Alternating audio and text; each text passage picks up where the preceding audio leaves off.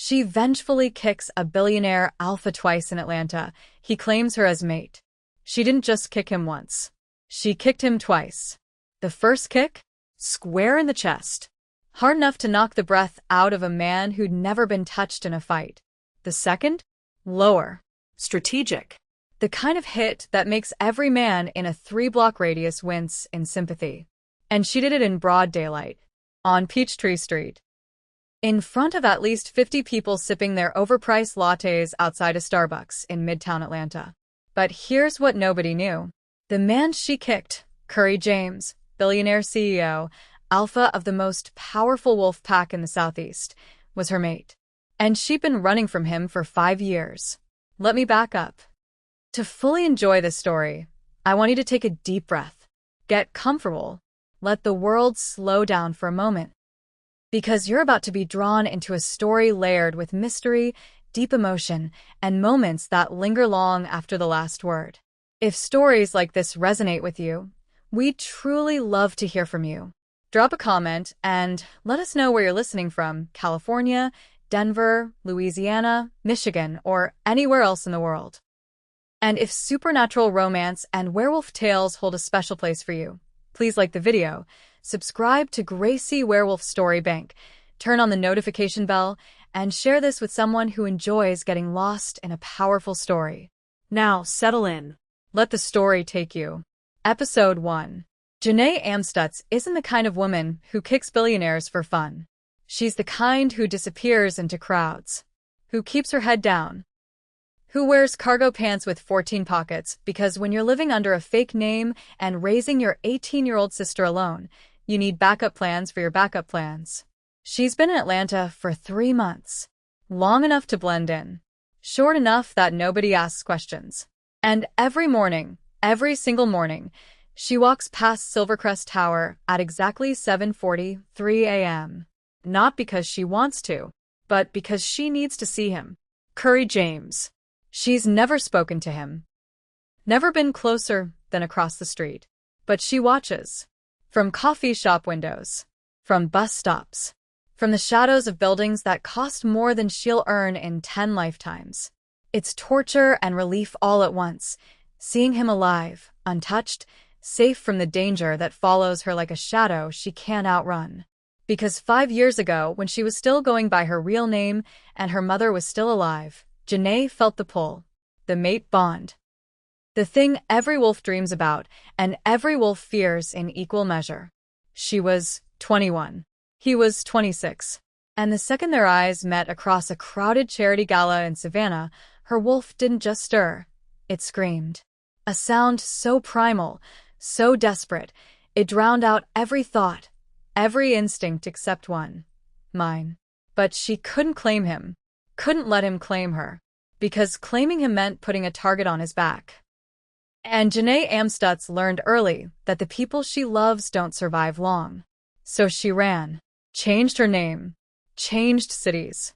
Started taking suppressants, the kind that drown your wolf so deep you can barely feel it anymore. The kind that give you migraines so bad you throw up while in gas station bathrooms at 2 a.m. The kind that make your hands shake when you're trying to hold your sister's hand, make your vision blur when you're trying to read her bedtime stories, make your chest feel like someone's sitting on it every time you dare to take a full breath. But they work. For 5 years, they worked. Until this morning. It's 7:43 a.m. The Atlanta heat is already creeping in, that thick, sticky kind that clings to your skin and makes your clothes feel 2 sizes too small. Janae's walking fast, hood up, headphones in, even though nothing's playing. She learned a long time ago that people don't bother you when you look like you're listening to something. She's got one hand shoved deep in her pocket, wrapped tight around the pill bottle she refilled yesterday. Her other hand is gripping the strap of her backpack, so hard her knuckles have gone bone white. She's almost past the tower. Almost safe.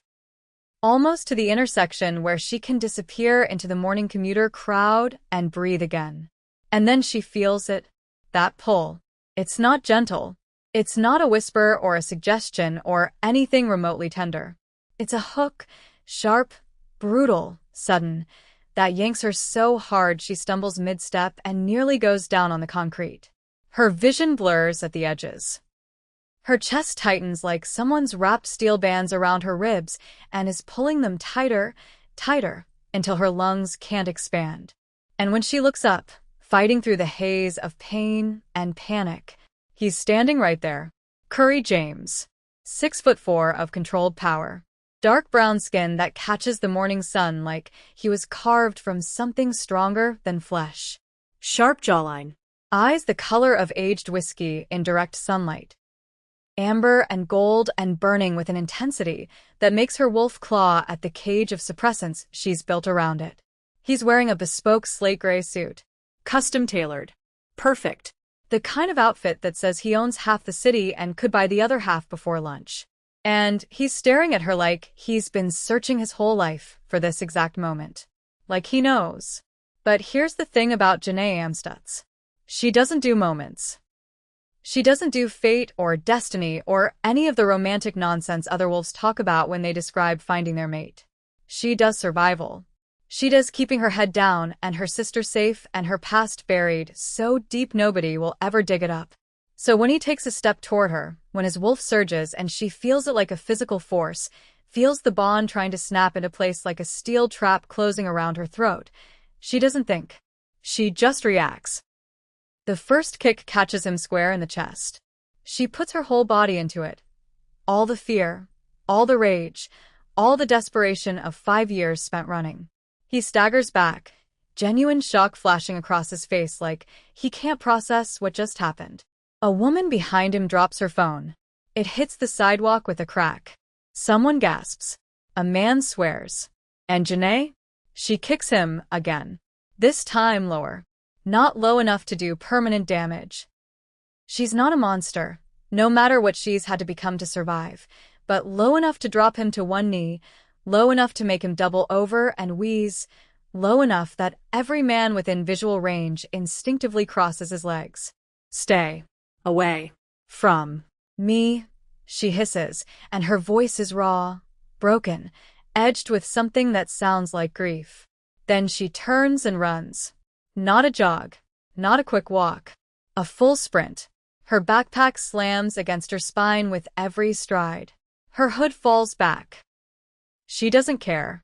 She just runs, dodging between stopped cars, cutting through a parking lot, disappearing into an alley between a boutique hotel and a law office. Behind her, Curry's still on the sidewalk, one hand pressed to his chest where she kicked him, the other braced on the concrete to keep himself upright. His beta, Dominic Reed, tall and lean with sharp eyes that miss nothing, rushes over, already pulling out his phone, already going into crisis mode. Boss, you okay? Should I call? Find her, Curry says, and his voice is rough, breathless, but absolutely certain. Dominic blinks. What?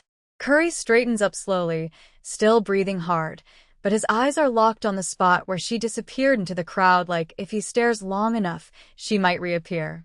I want to know everything. She just kicked you. Twice. In front of half of Midtown. I know. And then, impossibly, a slow smile spreads across Curry James's face. Not angry. Not offended. Fascinated. And I want to know why. Because in that split second when their eyes met, he felt it too. The bond. The pull.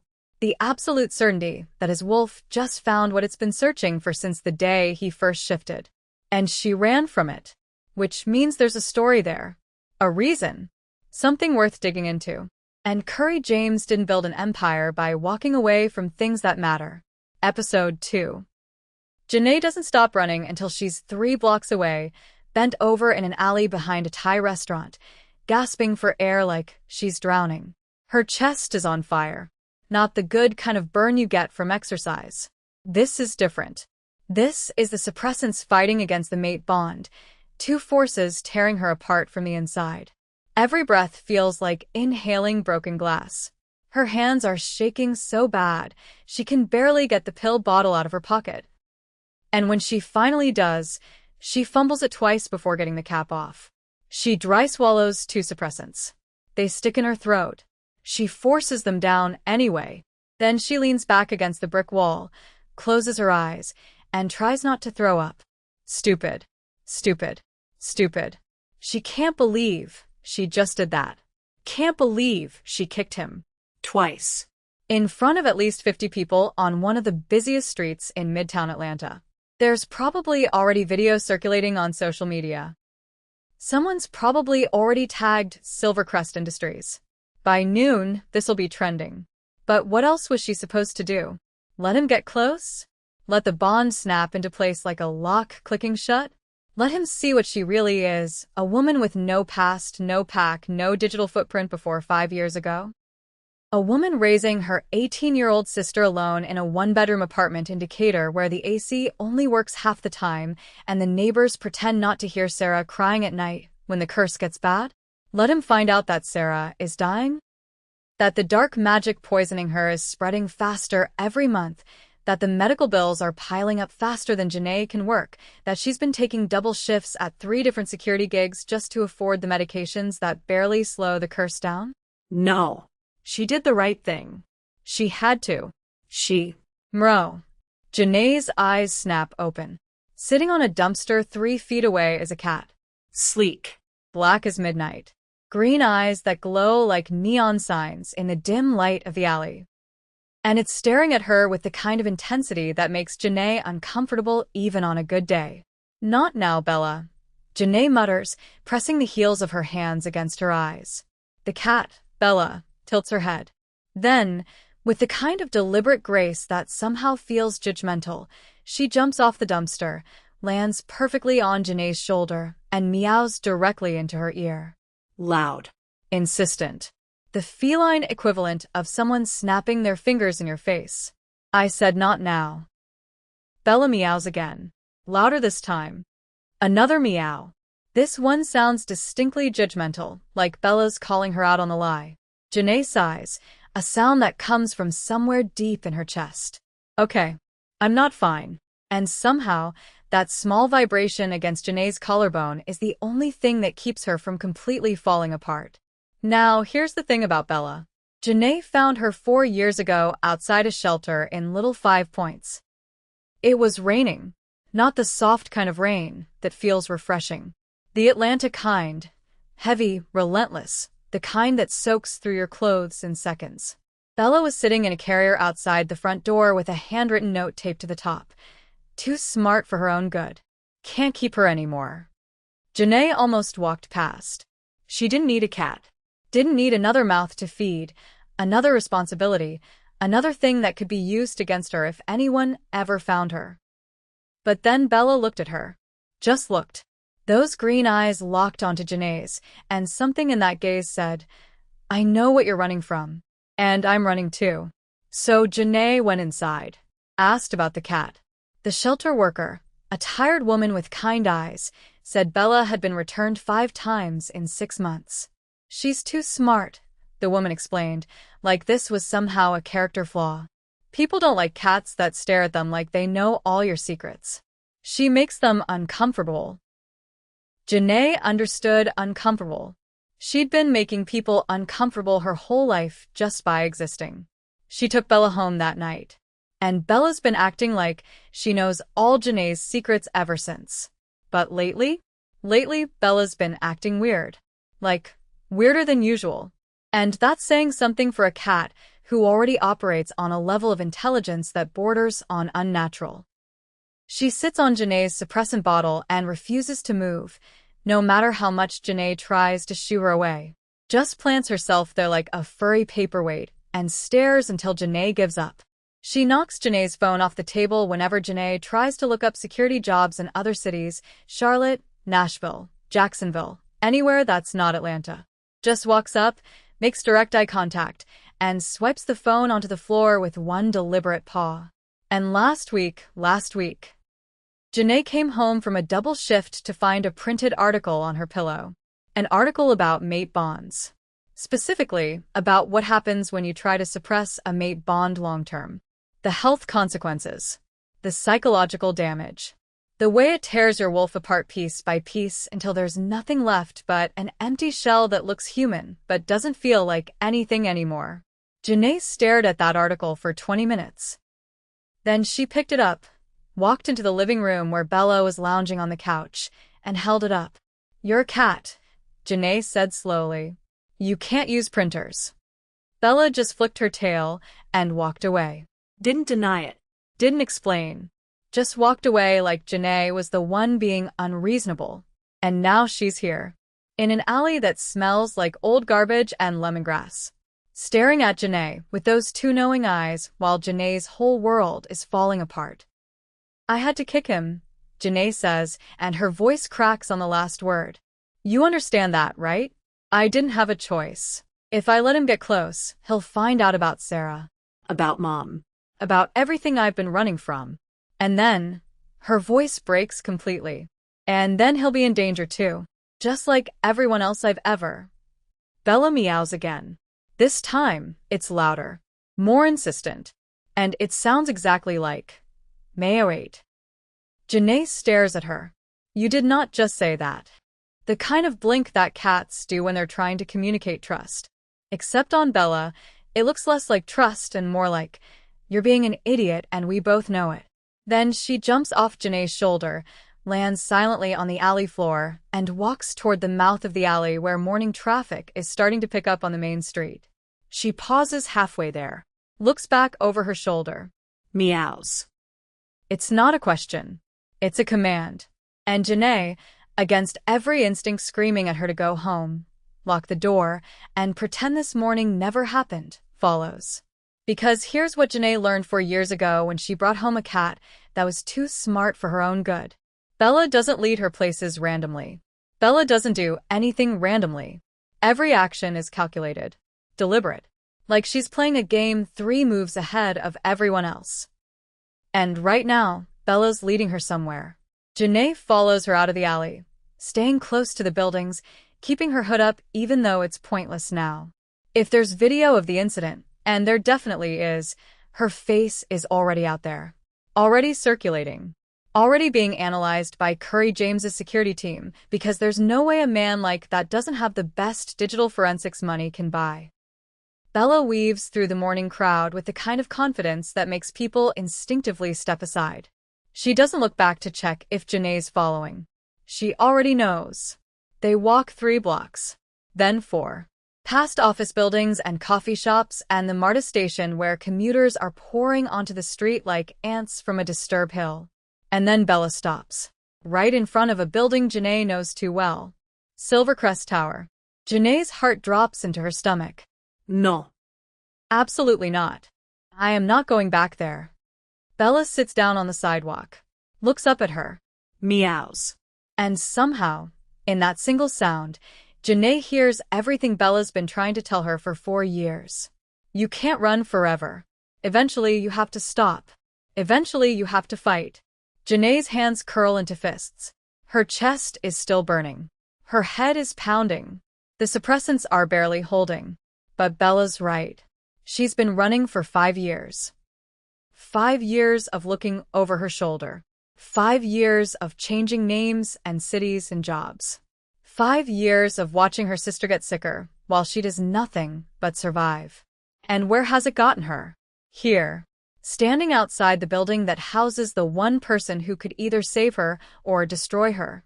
Her mate. Janae takes a deep breath. It hurts. Everything hurts. But she looks down at Bella, and Bella's green eyes are steady. Certain. Like she's saying, "Trust me. I know what I'm doing." And because Janae has learned over 4 years that Bella is usually right, even when Janae doesn't want her to be. Episode 3. 4 days later, Janae's standing in the lobby of Silvercrest Tower, trying not to vomit on the marble floor. The suppressants are killing her. Her skull feels like it's splitting open from the inside. Her hands won't stop shaking. Every breath scrapes her throat raw, like she's inhaling broken glass instead of air.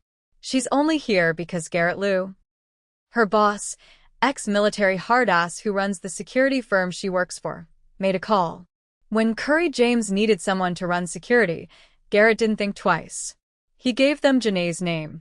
Now she's wearing a blazer that pulls too tight across her shoulders, trying to remember how to breathe like a normal person while the elevator climbs toward the 45th floor. The doors slide open. Dominic Reed is waiting. tall, sharp-eyed, watching her like she's a threat assessment in progress. Right this way. She follows him down a hallway lined with glass. The city sprawls below, alive, moving, completely indifferent to the fact that she's about to walk into a disaster. Then she steps into Curry's office. The space is massive. Floor-to-ceiling windows. Furniture so sleek it looks like it costs more than her apartment. A desk the size of a small vehicle. And, behind it, Curry James. He's on the phone. But the second she crosses the threshold, he looks up. The world stops. The air gets thick. Heavy. Like someone cranked up the gravity and forgot to tell her. Her wolf, buried under 5 years of chemical warfare, moves. Just barely. Just enough to remind her it's still alive under all that poison. Curry ends the call. Stands. Slowly. Ms. Amstutz. His voice is smooth. Controlled. But his eyes are burning. Mr. James. She keeps her voice flat. Professional. He gestures to the chair across from his desk. Please. She sits. Barely. The interview starts normal. He asks about her training, her experience, how she handles threat assessment. She answers the way she's been trained. Confident, competent, no hesitation. She's done this 100 times. But then he leans back in his chair, arms crossed, and says, "Why did you kick me?" Silence drops like a stone. Janae doesn't flinch. You were staring. I was. It made me uncomfortable. Did it? He tilts his head, studying her. Or, did it scare you? Her jaw tightens. I don't scare easy. No. His voice drops. I don't think you do.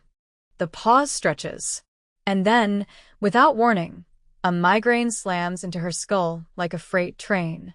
Her vision blurs at the edges. Her stomach lurches. She grips the armrest, knuckles white, trying to stay upright. Curry's on his feet before she can blink. Are you? She stands too fast. The room tilts sideways. She steadies herself against the chair. I need to go. Ms. Amstutz. But she's already moving. Out the door. Down the hall. Into the elevator. She punches the button for the lobby. Leans against the wall. Closes her eyes and tries to remember how to breathe. Stupid. So stupid. She can't work for him. Can't be near him. Not when every second in that office made her wolf claw at the cage she spent 5 years building.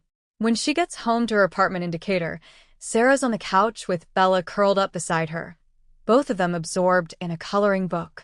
Sarah looks up, grinning. Janae, did you get the job? Janae drops her bag by the door. Sinks onto the couch like her bones are made of lead. No, baby. I don't think so. But the next morning, her phone rings. Dominic's voice is crisp, professional. Mr. James would like to extend an offer. Head of security. Starting Monday. Janae stares at the wall. I walked out. He's aware. Then why? He said, and I quote, she's the only one who didn't try to impress me. That's exactly who I need. Janae closes her eyes. She should say no. Hang up.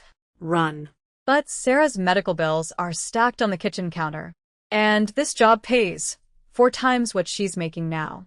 So she says yes. Episode 4. Janae's first day at Silvercrest is chaos. Not because she can't handle the job. She's good at security. Threat assessment, risk analysis, protocol development, she could do it half asleep with one hand tied behind her back. No. It's chaos because Curry James is everywhere. In meetings she's not even part of. In hallways when she's trying to move between floors unnoticed.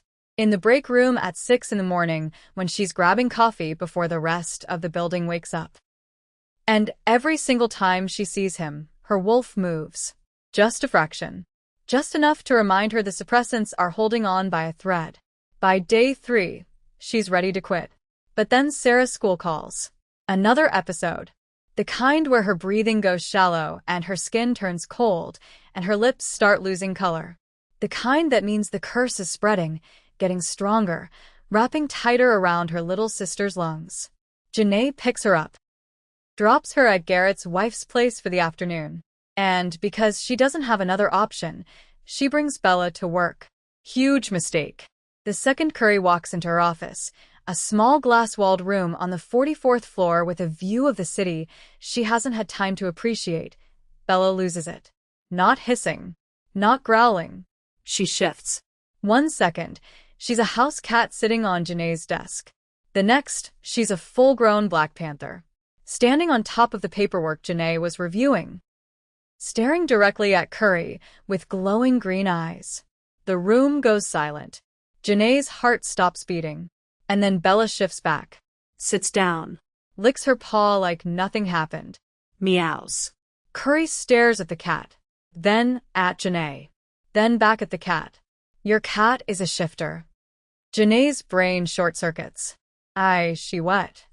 She's a panther. His voice is calm. Too calm. And she just shifted. In my building.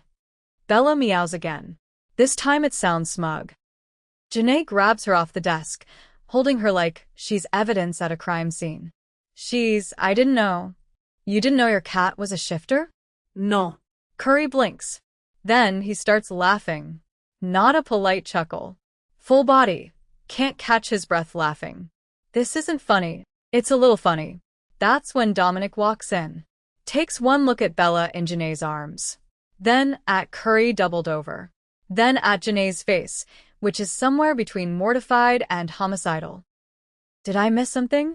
Her cat's a shifter. Curry manages between laughs. Dominic stares. Blinks. What? Long story. Janae mutters, shoving Bella into her bag before she can do anything else. But the real chaos doesn't start until that night. Janae gets home to her apartment in Decatur. Kicks off her shoes. Pours herself a glass of water and stands at the sink, trying to process the fact that her cat, has been a shapeshifter this whole time, and she had no idea. Then Bella jumps onto the kitchen counter. And speaks. Not a meow. Not a purr. Speaks. You can't keep running. The glass slips from Janae's hand, shatters on the floor. Water spreads across the tile. Janae stares at the cat. You can talk? Bella flicks her tail, completely unbothered. Obviously. How long? For years. Give or take. Janae sinks into the nearest chair before her legs give out. Why didn't you say anything? You weren't ready to listen. Bella jumps down from the counter. Sits directly in front of her, green eyes glowing faintly in the dim kitchen light. But now? Now you're out of time. Janae's chest tightens. What are you talking about? Sarah's curse. Erica Loren. Your mother's death. Bella's voice drops lower. It's all connected. And Curry James? He's the only one who can help you stop it. The air leaves Janae's lungs. How do you know about Erica? Bella doesn't answer. She just stares. And Janae realizes, with a clarity that makes her stomach drop, that she's been living with a shape-shifting oracle for 4 years. And she had no idea. What do you mean it's all connected? Janae's voice is barely above a whisper. Walks toward the window. Your mother didn't die in an accident. She was killed. And the same person who killed her is the one who cursed Sarah. The room tilts. Erica. Bella turns back. Erica Loren wants something from you. Something you don't even know you have. And if you don't figure out what it is soon, Sarah won't make it to her next birthday. Janae's hands are shaking. Why didn't you tell me this before? Because you wouldn't have believed me. Bella's eyes flash. And because you needed to meet him first. Curry. Yes. Why? What does he have to do with any of this? Bella sits again. Wraps her tail around her paws. Because he's the one who's going to teach you how to stop hiding.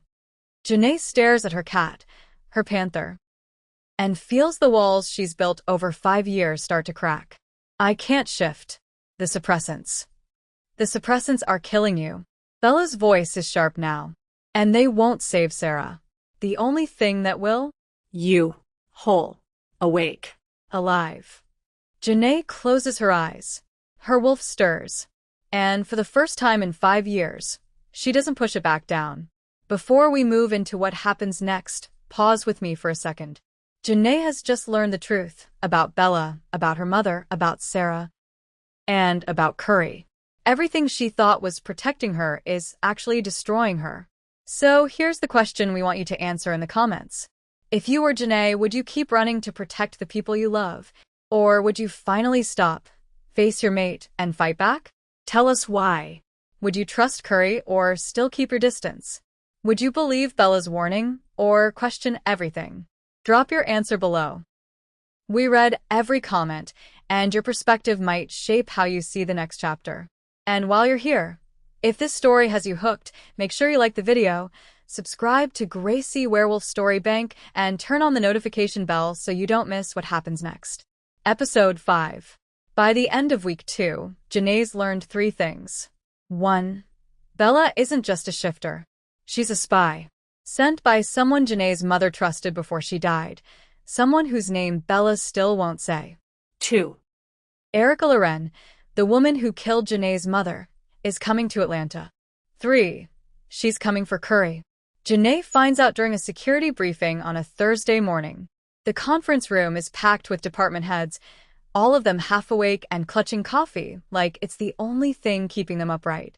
Dominic pulls up a file on the main screen. And there she is, Erica Loren. The photograph shows a woman in her 40s. Sharp features. Fox red hair pulled back, so tight it looks painful. Eyes that are cold and calculating even through a screen. Fox shifter. CEO of Lorelite Industries. Ruthless enough to make grown men nervous. Calculating enough to never leave a trail. And rumored to have connections to dark magic so twisted that even other shifters won't work with her. She's pushing for a merger, Dominic says, flipping to the next slide. Final meeting scheduled for the Piedmont Gala next week. High-profile event. Lots of press. Lots of eyes. Janae's stomach drops like she's in free fall. Curry's going? He has to. It's politics. Dominic doesn't look happy about it either. Then I'm going too. Curry looks at her from across the table. That's not necessary. Yes, it is. Her voice comes out sharper than she intends. More urgent. Erica Loren isn't just a business rival. She's dangerous. How do you know? The question hangs in the air. Everyone's watching her now. Waiting. Janae hesitates. Then, because she killed my mother. The room goes silent. Curry stands. Slowly. Explain. So she does. She tells him everything. About how her mother was a whistleblower working inside Lorelite Industries. About how she uncovered Erica's operation, using dark magic to manipulate corporate mergers, eliminate rivals, destroy anyone who got in her way. About how Erica had her killed to keep her quiet. Made it look like a car accident.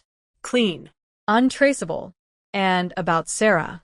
About how Sarah, sweet, innocent, 18-year-old Sarah who loves coloring books and strawberry ice cream, was cursed while still in the womb. Poisoned with the same dark magic that killed their mother. A slow, creeping death sentence designed to look like a genetic condition so no one would ask questions. She's dying, Janae says, and her voice cracks on the word. And I can't stop it. I've tried everything. Every doctor. Every healer. Every contact I have in the shifter community. Nothing works. Because Erica's magic is old. The kind that doesn't break unless you know the exact counter curse. And the only person who knows that is Erica herself. The room is so quiet she can hear her own heartbeat. Curry's jaw tightens. Why didn't you tell me? Because I didn't want you involved. I didn't want you in danger. Janae, you're my mate. The word drops like a grenade. Everyone in the room freezes. Janae keeps going because if she stops now, she'll lose her nerve. I've known for 5 years. Since the second I saw you at that fundraiser. And I've been protecting you from the shadows because I couldn't let Erica find out. Because if she knows about the bond, if she even suspects it, she'll use it. She'll use you to get to me. And I won't, I can't. Her voice breaks. Curry crosses the room in 3 strides. Pulls her into his arms. His hand cups the back of her head, holding her against his chest like she's something precious. Something worth protecting. His other arm wraps around her waist, solid and steady and real. "You don't get to protect me alone anymore," he says, his voice rough and low against her hair. "We do this together." Janae's hands fist in his shirt. Her wolf surges, not breaking free, but there, present, awake, responding to him in a way it hasn't responded to anything in 5 years. "I can't lose you," she whispers. "You won't." He pulls back just enough to look at her. His eyes are burning. "But you need to stop running. Stop hiding. Because Erica's already here, Janae. And she's not going to stop until she gets what she wants." "What does she want?" Curry's expression darkens. "Me dead. Lorelite absorbing Silvercrest. And you broken enough that you can't fight back." Janae's blood runs cold. "How do you know that?" "Because she's been circling for months. Small moves. Quiet plays. Testing my defenses." His hand slides to her jaw, tilting her face up. "But now I know why. She knows about the bond." "That's impossible. I've been careful." "She's a fox, Janae. She doesn't need proof. She just needs suspicion.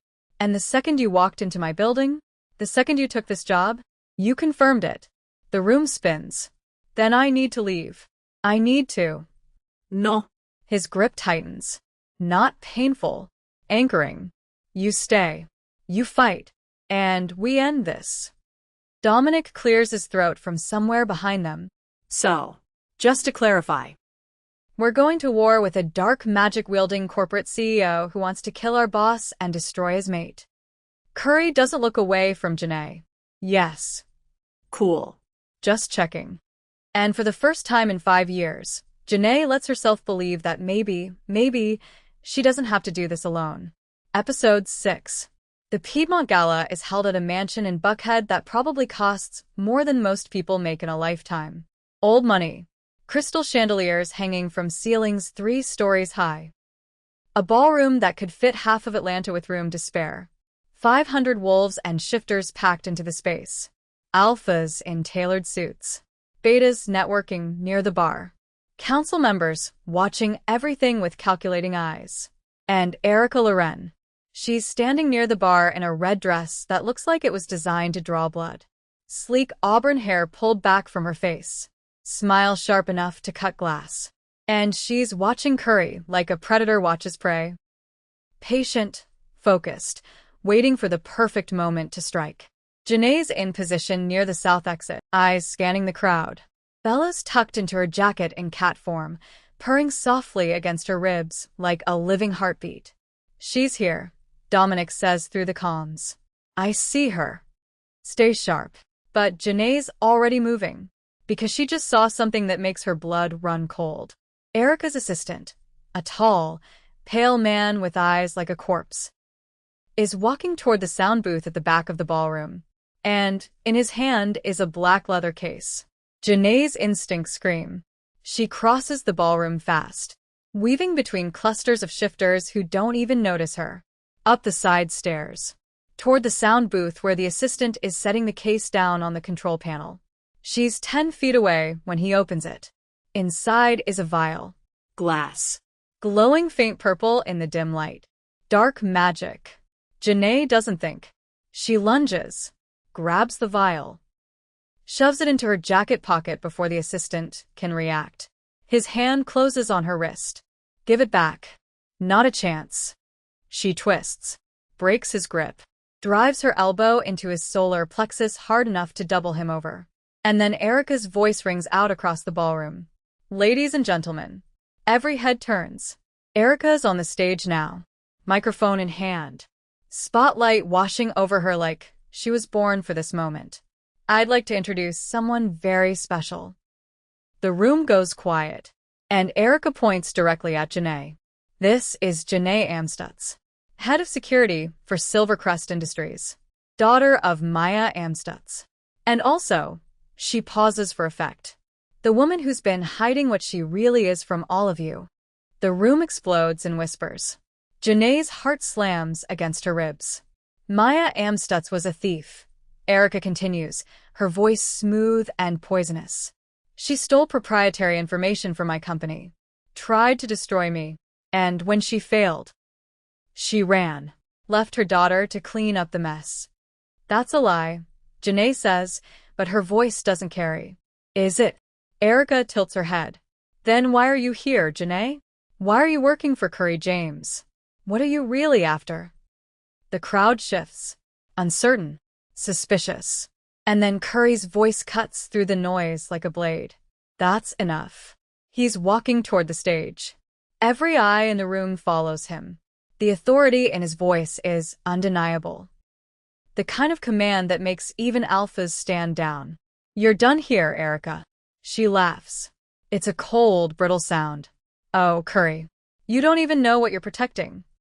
I know exactly what I'm protecting. He stops in front of Janae, turns to face the crowd. She's my mate. The room goes silent. Not a whisper. Not a breath. Janae stares at him. Curry. I've known since you kicked me at that fundraiser 5 years ago. His voice is steady. Certain. And I'm not letting you run anymore. Tears burn the corners of her eyes. But before she can respond, before she can even process what he just said, Erica steps forward. If you want her, she says, and her voice drops to something cold and vicious, you'll have to fight me for her. Janae steps between them. No. Her voice is sharp. Final. If anyone's fighting you, it's me. The crowd parts as they move to the garden. No weapons. No rules except the ones written in blood and bone. Just 2 women and 5 years of rage. The garden is massive. Manicured hedges. Stone pathways. Fairy lights strung between trees like captured stars. Erica shifts first. Sleek red-furred fox. Fast. Vicious. Eyes glowing in the dim light. Janae shifts second. And even though the suppressants have weakened her, even though her wolf is half-starved and barely holding together, she's fierce. The fight is brutal. Erica's quick, darting in and out. Teeth snapping. Claws raking across Janae's side. But Janae's relentless. She doesn't dodge. Doesn't retreat. Just drives forward. Again and again. Taking hits and giving them back twice as hard. Her wolf is awake. Finally. Fully. And it's furious. Erica lunges for her throat. Janae catches her midair. Slams her into the ground hard enough to crack stone. Pins her. Teeth at her throat. Yield. Janae growls. Erica's eyes flicker. Blood drips from her muzzle. You think this is over? And that's when Bella leaps out of nowhere. Shifts midair into a full-grown panther. Sleek black fur. Claws extended. Eyes burning green. Lands on Erica's back with enough force to drive the air from her lungs. The crowd gasps. And Erica screams. Break the curse, Bella snarls, her voice rumbling like thunder. Or, I break you. Erica struggles. I can't. Liar. Bella's claws dig deeper. It's tied to my life force. If I break it, I die. Janae's wolf bares its teeth. Then you should have thought of that before you cursed my sister. Erica goes still. The fight drains out of her.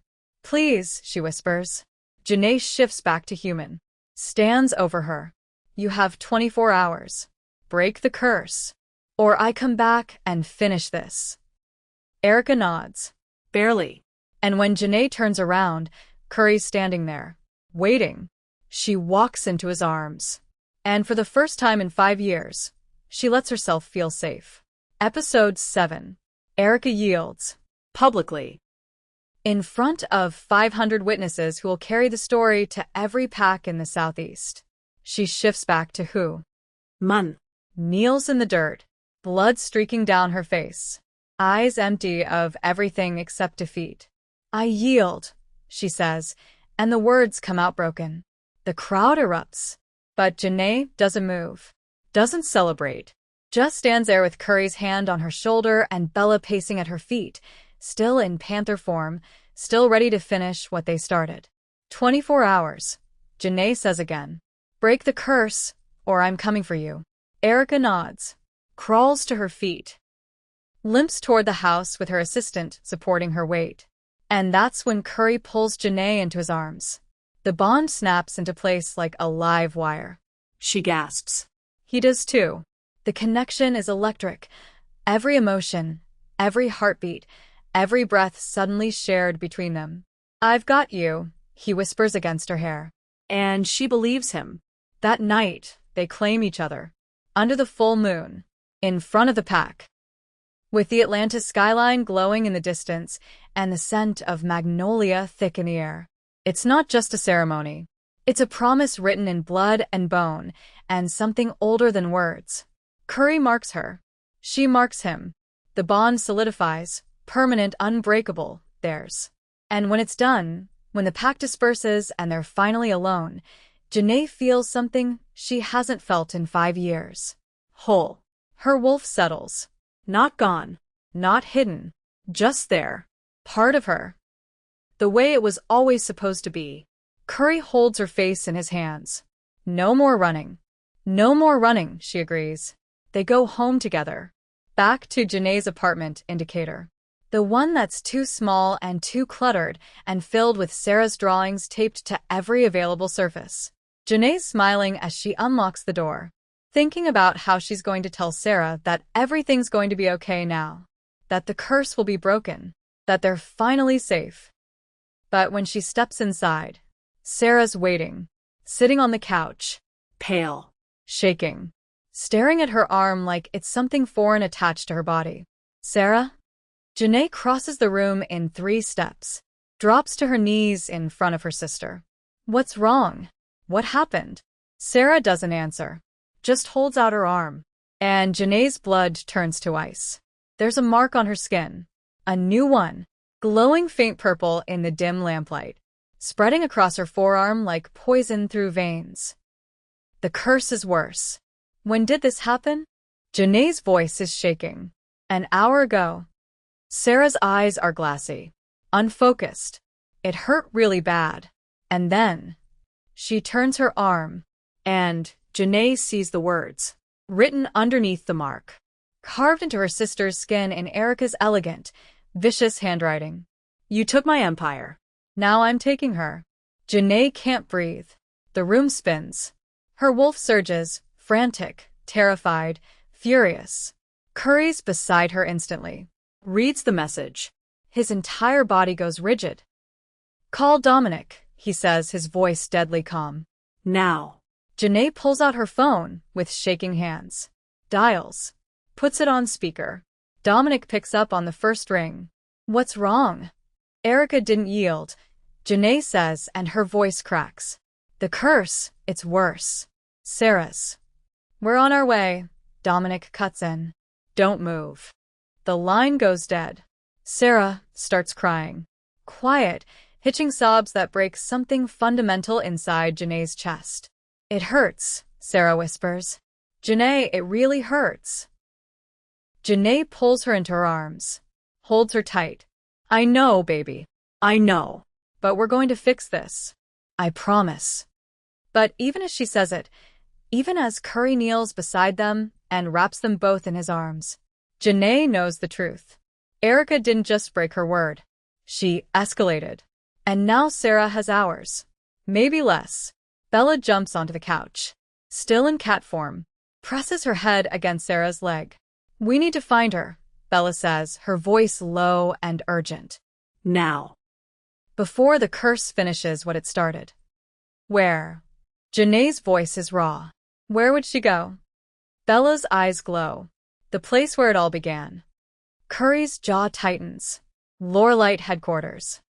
"That's suicide," Janae says. "She'll have security." Wards. "Probably half her pack." "Then we bring ours," Curry says simply. He pulls out his phone. Sends a single text. Within minutes, Janae's phone starts buzzing. Messages flooding in. "Dominic, on my way." "Garrett, I'm in. What do you need?" Half a dozen more. Pack members. Security team. People Curry's worked with for years who would follow him into hell if he asked. And they're all saying the same thing. "We're with you." Janae looks at Curry. At the determination in his eyes. The absolute certainty. "This is going to get ugly," she says. "I know. People could die. I know." He cups her face. "But we're not losing her. We're not losing Sarah. Whatever it takes." Sarah's breathing is getting shallower. The purple mark is spreading, crawling up her arm like living shadow. Janae stands, helps Sarah to her feet. Can you walk? Sarah nods. Barely. Good. Because we're going to end this.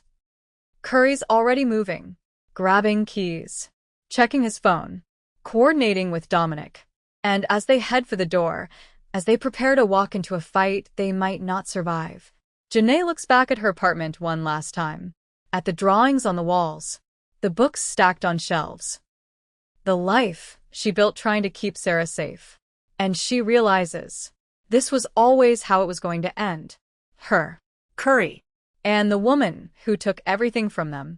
The door closes behind them, and the hunt begins. If you were in Janae's shoes, would you go after Erica alone or wait for backup? Comment below. I want to see what you'd do. Episode 8. They're halfway to Lorelite headquarters when Bella speaks. Stop the car. Curry hits the brakes. The SUV skids to a halt on the empty highway. What? We don't need to go to Lorelite. Bella jumps from Janae's lap to the dashboard. Her green eyes are glowing. I have what we need.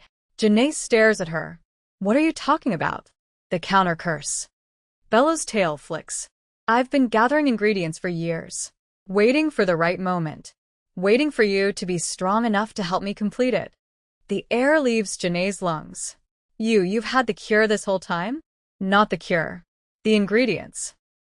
Bella turns to look at Sarah, who's slumped against the window, barely conscious. But I couldn't do it alone. The final component requires pack magic, alpha magic, and you didn't have that until tonight. Curry's hands tighten on the steering wheel. What do you need? Your blood, Janae's blood, and Sarah's consent. Bella's voice drops. The curse is tied to Erica's life force. But pack bonds are stronger than dark magic. If we bind Sarah to your pack, really bind her, the curse loses its anchor. Janae's heart is racing. Will it kill Erica? Yes. Silence fills the car. Janae looks at Curry, at the determination in his eyes, at Sarah, who's barely breathing. Do it, Janae says. They don't go to Lorelite. They go to the place where Janae's mother died, an abandoned warehouse on the outskirts of Atlanta, where Maya Amstutz took her last breath trying to protect her daughters from a monster. The place where it all began. Bella directs them to the center of the space. The concrete floor is cracked, Stained. the air smells like rust and old rain. Lay her down, Bella says. Janae carries Sarah to the middle of the floor, holds her close. You're going to be okay, baby. I promise. Sarah's eyes flutter open. Janae, I'm here. Am I dying? The question breaks something inside Janae's chest. No. Not today. Not ever. Bella shifts. Not into a panther. Into something else. A woman. Tall. Dark skin. Silver hair that falls past her shoulders. Eyes that glow with ancient power. Janae stares. What are you? My name is Belladonna. Her voice is different now. Deeper. Older. I was your mother's guardian. Her protector. And when she died, I swore I would protect you both. No matter how long it took. Tears burn Janae's eyes. She never told me. She was trying to keep you safe. Belladonna kneels beside them. But safety isn't the same as living. And it's time for you to live, Janae. She pulls a small cloth bag from seemingly nowhere. Opens it. Inside are herbs, crystals, and something that glows faint gold. Your mother's last gift, Belladonna says softly. A piece of her magic. She saved it for this moment. Janae can't breathe. Belladonna begins the ritual.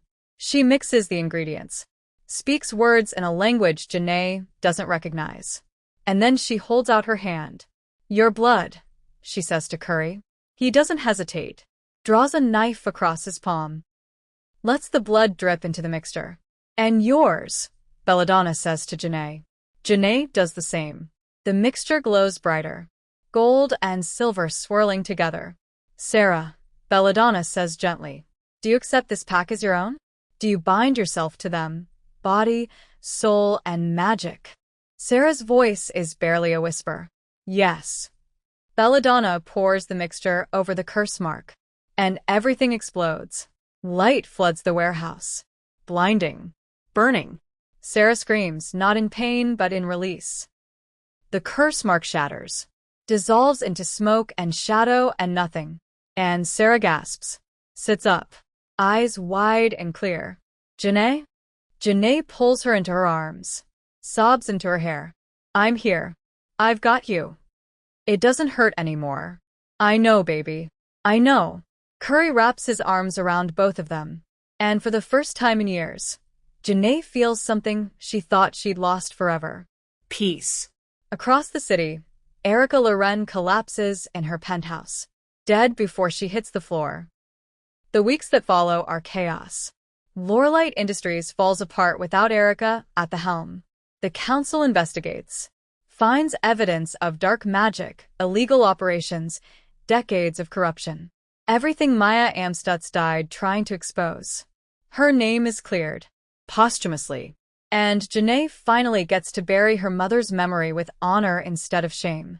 Sarah heals, slowly at first, but day by day, she gets stronger. The color returns to her cheeks. Her laugh comes back.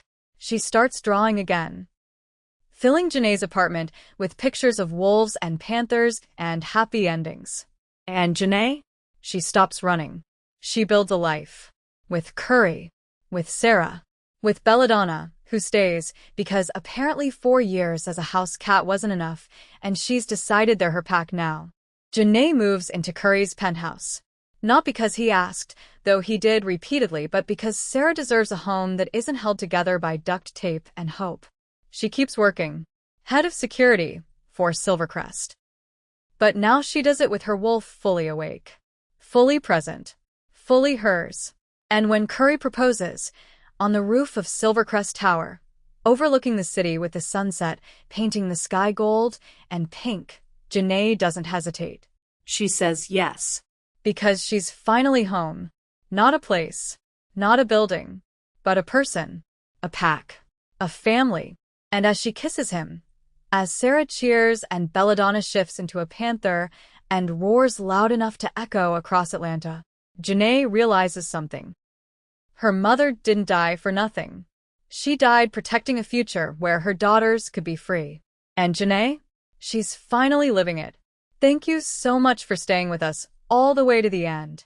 We hope you felt every twist, turn, and emotion in Janae's journey. We'd love to know which part made you feel the most. Drop it in the comments below. We read every single one. Also, Merry Christmas and a Happy New Year in advance. Let us know which country you're watching from, and don't forget to like, comment, and subscribe. Share this story with your loved ones this holiday season. We really appreciate each and every one of you for supporting our channel. Here's to more suspense, romance, and werewolf adventures in the new year.